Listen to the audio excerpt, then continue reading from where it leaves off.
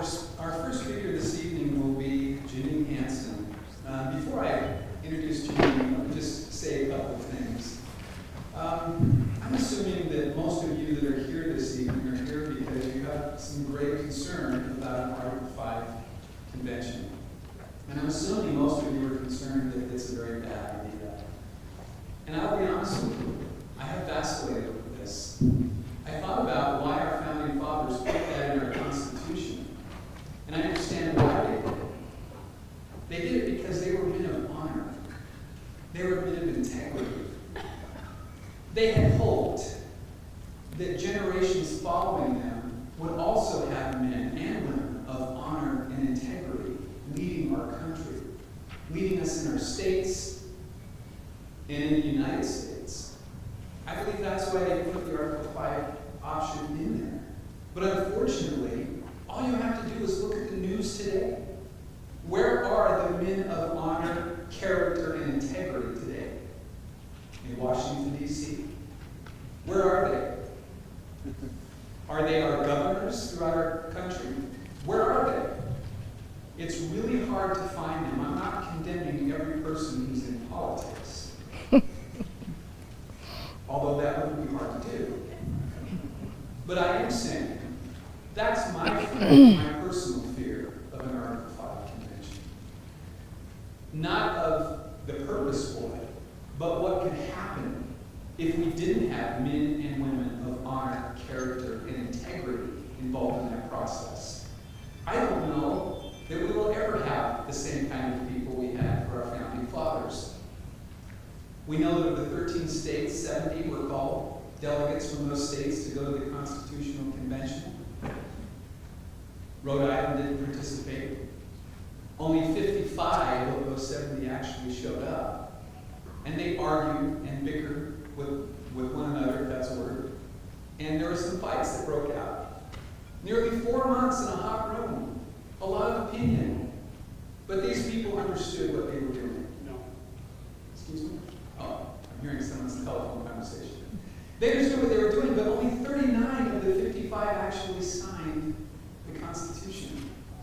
And the interesting thing is that several of these that didn't sign the Constitution, the only reason they didn't sign it is because this group wasn't willing to take a little bit more time and create the Bill of Rights. When the Bill of Rights were created, the remainder of these people signed on. So I don't need to tell you that we have the greatest governing document in the world. I think everyone in this room understands that our Constitution came to us through divine providence, miraculously through divine providence. It is not a living, breathing document. Those of us that are here today are living, breathing. And it seems to me that we don't need more laws. We need to adhere to the laws that we currently have. We need our legislators throughout the country to promote the laws that we have, not to create more laws. So that's just my opinion. Okay, our first speaker, Janine Hansen. Janine is a constitutional issue chairman for National Legal Forum. She was citizen advocate at the Nevada legislature in 1971 and 2013. And since 1991 has been a volunteer citizen lobbyist for Nevada Families Legal Forum and the Independent American Party. Janine is an experienced presenter and an expert on Article 5 convention of states and national popular vote. So please join with me in a round of warm welcome to Janine Hansen. Thank you. Thank you. Now let me make sure this is on. I chose to stand out here. Is this on? I chose to stand out here because Scott Bradley's a lot taller than I am, and I would disappear behind this. So I'm out here. It's truly a pleasure to be with you. Many of you are old friends, and I am glad to be here. I've worked on this issue for a long time. I was a young mother when I started, and now I'm a grandma. And I believe that it's one of the very most important issues of our time, and I appreciated the introduction. We had a wonderful miracle this year in the state of Nevada, and I'd like to tell you about that. Clear back in the 80s, we worked after they passed an Article 5 balanced budget amendment application in Nevada. We worked to have it rescinded, but we were unsuccessful. Finally, working with the Democrats in Nevada, we were able to get the Assembly to expunge their action, but they still continued to count us as one of the states that had passed a balanced budget amendment. We'd actually passed several other applications. And so, since the early 80s, I have been working for an opportunity to rescind. Now, it became much more important because you remember many states, including Utah, rescinded an application for a balanced budget amendment in their previous ones. But it has become more and more important because they began to get more and more states to pass it. Now, this last year, in 2016, Delaware rescinded all of theirs, and this year, Maryland and New Mexico rescinded theirs, and so that took them down from where they were at 31 states, 32 states, with Nevada rescinding back to 28. They only need 34. So it's very important. And in Nevada, they had worked very hard to get a COS passed in 2015, which was our most previous legislature, and I'm full-time at the legislature. We only through a miracle and divine intervention were able to stop COS passing. Could you take just a minute and explain why the balanced budget is wrong or not? Yeah, I will. I'm going to talk about that. Because we all want a balanced budget, don't we? We think that's a really good idea that legislators and congressmen never seem to be able to come to grips with. And that's one of the things I'm going to talk about in a little while. But the problem is that it's through an Article 5 constitutional convention. Janine, yes? I want to know what COS is. COS. Convention of States. That's another Article 5 constitutional convention, and that's the one that you're going to get this year coming up in the Utah legislature again. So it came up in Nevada, and we were able to, by the grace of God, stop it. They passed it out of committee. We defeated it in committee, and then they had an unprecedented illegal committee hearing out in the hall and passed it, but we were able to stop it in the Republican caucus. I was there at 6 o'clock in the morning handing out flyers. You know you're crazy when you're at the legislature at 6 o'clock in the morning, don't you? But that laid the foundation for this year, and we, in an unprecedented move, rescinded all previous applications for an Article 5 constitutional convention in Nevada unanimously. All the Democrats and all the Republicans in the Senate and in the Assembly voted for it. It was miraculous. Now, the reason I tell you that story, besides the fact that we have to depend on the Lord and miraculous occurrences, is because you saw how long that took me, how long I worked on that. Many, many years. So, in order to work for liberty, it takes a long time. And we can't give up. So what I want to talk about tonight is the Convention of States and the clever deception which they offer to us. It's very clever, and we're going to talk about their deception. So first of all, when we look at their resolutions, which they pass in the states, they say they're going to be limited, and that's the first and greatest deception which they have. Because their first part of it is to impose fiscal restraints on the federal government. Okay, now we're all in favor of fiscal restraints on the federal government, aren't we? I certainly am. However, there's no definition as to what that means, fiscal restraints on the federal government. Now, the original Constitution had fiscal restraints on the federal government, and that was by abiding by the Constitution. But they've gone outside the Constitution in almost everything they've done, like the Department of Education, for example. There's nowhere mentioned in the Constitution that the federal government should be involved in education at all. And so they've circumvented the Constitution. And so they've circumvented the fiscal restraints that our founding fathers placed there. And so that could mean a balanced budget. You ask about a balanced budget, it could mean a balanced budget amendment. It could mean many other things. It's undefined, and so we really don't know what it means.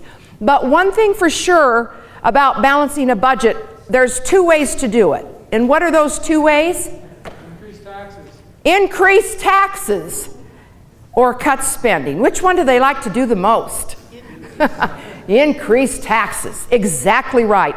And don't be thinking that because you support a balanced budget amendment and think that would restrain their spending, that that's ever going to happen in Washington or in your own state for that matter. So that's something we always have to keep in mind. And of course, with the balanced budget amendment, there's many loopholes. If there's an emergency, if there's a war, if the Congress votes 2/3, there's always a way to get around a balanced budget.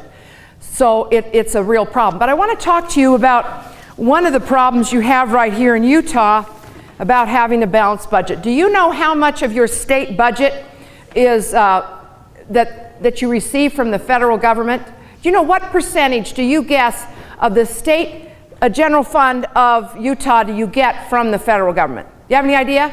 27 billions. 27%. Well, the latest one I got is actually less than 27. It says 23. This is from the state auditor in December 2015. So if it's less than 27, that's good. It's 23%, and that is $4.3 billion. $4.3 billion the state of Utah gets from the federal government. Now, who has voted in favor in the state legislature in favor of those mandates, in favor of taking that federal government money? Now, of course, it's our tax money. It doesn't belong to the federal government. But who has voted in favor of it? Have the Democrats voted in favor of taking that money? Yes. Have the Republicans almost unanimously voted in favor of taking it? Absolutely. And then those same Republicans come to you and say, we need to have a convention of states so that we can impose fiscal restraints on the federal government while they're voting for more money with their hand out to Washington as hypocrites. If they wanted to balance the budget, what would they do? Say, we're not taking any money from the federal government. We're not taking $4.3 billion in the state of Utah. We're not taking 23% of our budget from the federal government because we believe in balancing the budget. So we'll keep our money here in escrow and you spend your money somewhere else. So this is the hypocrisy of those that support so-called fiscal restraints. They want to pretend that they have nothing to do with it. So if you send those people in the state legislature to a constitutional convention to impose fiscal restraints on the federal government, do you believe that they will actually impose fiscal restraints on the federal government that will slash Utah's budget by $4.3 billion? What would happen in your state if that actually happened? It would be a huge crisis, wouldn't it? What in the world would they do? Well, first thing they'd probably do is raise taxes after they whined a lot. We have to. Okay, so it's hypocrisy. If they really believed in it, they would do it every time they go to the legislature and vote against federal mandates. And that's the hypocrisy of it. Now, the second part, the third subject that's under so you see it's unlimited. We have no idea under Convention of States, Article 5, Constitutional Convention, how they would have fiscal limits.